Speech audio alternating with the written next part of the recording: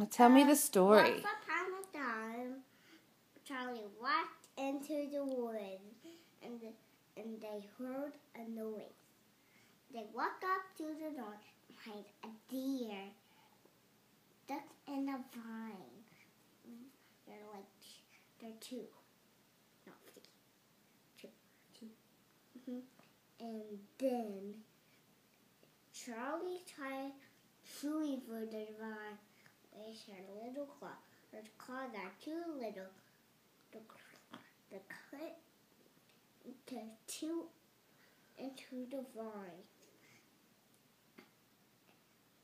And Clement tried scratching through the vines, but her little claws are too little to scratch into the vine.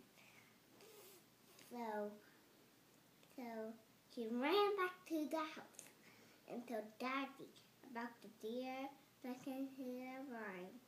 And Daddy said, "I'll grab my machete and cut the deer's vine away."